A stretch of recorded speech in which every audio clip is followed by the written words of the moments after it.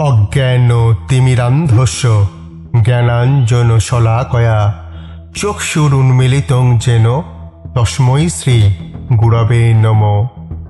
শ্রীকৃষ্ণ চৈতন্য প্রভু নিত্যানন্দ শ্রী অদ্বৈত গদাধর শ্রীবাসাদি গৌর ভক্তবৃন্দ। হরে কৃষ্ণ কৃষ্ণ কৃষ্ণ হরে হরে, হরে রাম রাম রাম হরে হরে। মায়াপুর শ্রী চৈতন্য মঠ ব্রজপত্তন এই ইউটিউব চ্যানেলে পুনরায় আপনাদের সুস্বাগতম। প্রথমেই পরমারাধ্য গুরুদেবের রাতুল চরণে জানাই ফুলুণ্ঠিত দণ্ডবৎ প্রণাম। অতঃপর সমস্ত আচার্যগণ, সমস্ত ভক্তবৃন্দ, সমস্ত মাতৃমণ্ডলী ও গুরু ভ্রাতাগণের চরণে জানাই দণ্ডবৎ প্রণতি। প্রতিবার আমরা এই চ্যানেলে একাদশীর যে ব্রত মাহাত্ম্য প্রচার করি, আজ তার অন্যথা হবে না। আজ আমরা শুনব নারায়ণ মাস পৌষ শুক্লপক্ষিয়া পুত্রদা একাদশীর কথা। ভবিষ্যত্তর পুরাণে শ্রীকৃষ্ণ যুধিষ্ঠির সংবাদে পৌষ শুক্লপক্ষিয়া একাদশী ব্রত মাহাত্ম্য বর্ণিত রয়েছে। মহারাজ যুধিষ্ঠিরকে ভগবান শ্রীকৃষ্ণ বললেন, এই একাদশীর নাম পুত্রদা একাদশী। এই ব্রত পালনে জীবের সকল পাপ বিনষ্ট হয়, মনুষ্য বিদ্বান ও যশস্বী হয়ে থাকে। এর মাহাত্ম্য বলছি, শ্রবণ করো।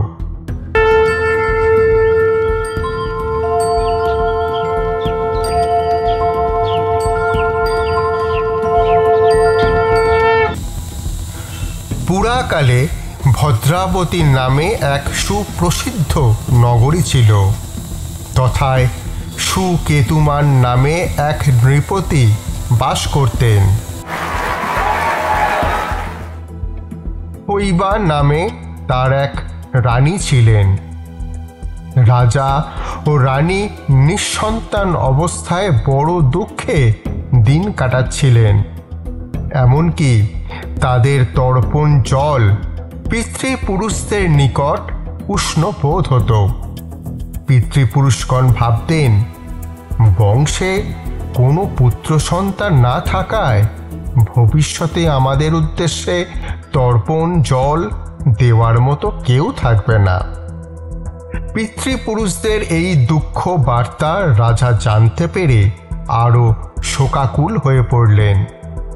রাজার নিকটতম আত্মীয় স্বজন, বন্ধু বান্ধব কারো কথা তার মোটেই পছন্দ হতো না।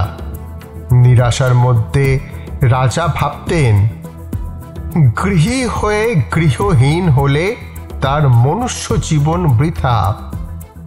পুত্র বিনা ঋণত্রয়ের হাত থেকে মুক্ত হওয়ার অন্য পথ আর নেই। সুতরাং অপুত্রস্য গতির নাস্তি। ভগবদ ভক্তি ও পূর্ব জন্মের স্বীকৃতি না হলে বিদ্যা, ধন, পুত্র এইসব লাভ কি করে সম্ভব? এই রূপ চিন্তা করে রাজা একদিন ঘোড়ায় চড়ে মনের দুঃখে বনে চলে গেলেন।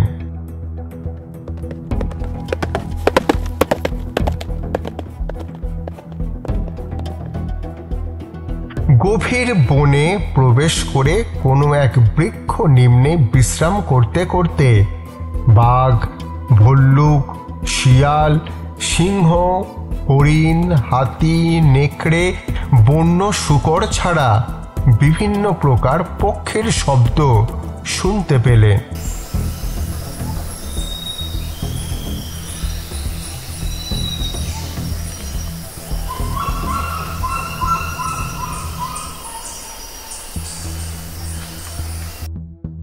সেই তাল, বেল, শাল, সেগুন, মেহগনি, বট, অশ্বত্থ প্রভৃতি বৃক্ষরাজি দেখে মনে মনে চিন্তা করলেন, আমি আমার প্রজাতির নিজ সন্তান তুল্য স্নেহ করি। ব্রাহ্মণ, সাধু, মুনি ঋষিদের শ্রদ্ধা করি। তাঁদের আদেশ ও নির্দেশ অনুসারে যাগ, যজ্ঞ, দান, ধর্মাদিও যথেষ্ট করেছি। কিন্তু মনে আমি এত কষ্ট পাচ্ছি কেন?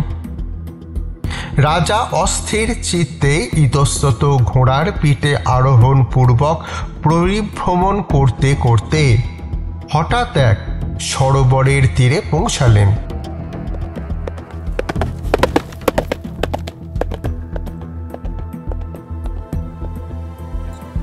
তথায় চক্রবাক, হংস, বক, সারস, পানকৌড়ি প্রভৃতি জলচর পক্ষী সরোবরস্থিত নীলোৎপল, শ্বেতোৎপল, রক্তোৎপল ও কুমুদ পুষ্পাদি দর্শন করে পরম শান্তি লাভ করলেন।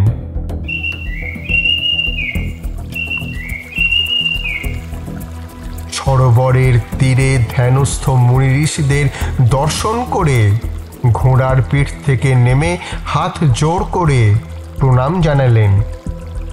পরে প্রত্যেককেই আলাদাভাবে প্রণাম করলেন। দণ্ডায়মান রাজার অভিবাদন সকল মুনিগণ সন্তুষ্ট হয়ে আশীর্বাদ করে বললেন, হে রাজন, আপনার কি ইচ্ছা ব্যক্ত করুন। রাজা বললেন, আপনারা কে? আপনারা কি করছেন? কোথা থেকে এসেছেন? মুনিবৃন্দ বললেন, আমরা এই বনের বিভিন্ন স্থানে থাকি। আজ পুত্রদা একাদশী। এই সরোবরে স্নান করে কৃত সংকল্প হয়ে উপবাস সহকারে এই ব্রত পালন করছি। এই একাদশী ব্রত পালন করলে অপুত্রকের পুত্র লাভ হয়। রাজা বললেন, আমি পুত্র লাভের জন্যে বহু যত্ন করেছি, অদ্যাপি কোনো পুত্র পাই নাই।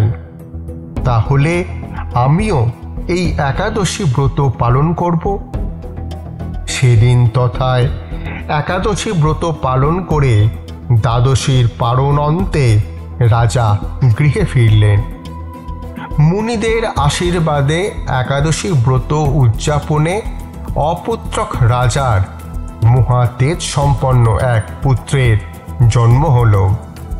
পরম সুখে রাজ্য ভোগ করতে লাগলেন। পিতৃপুরুষগণ পরম সন্তুষ্ট চিত্তে স্বর্গে নৃত্য করতে লাগলেন।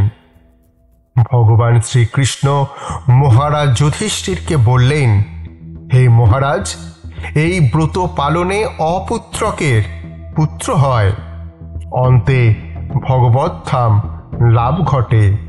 স্বর্গে পিতৃপুরুষগণ নৃত্য করতে থাকে। সুতরাং নর মাত্রেই এই পুত্রদা একাদশী অবশ্য পালনীয়। তো আজ এই ছিল পুত্রদা একাদশীর ব্রত মাহাত্ম্য কথা। ভিডিওটা কেমন লাগলো অবশ্যই কমেন্ট সেকশনে জানান।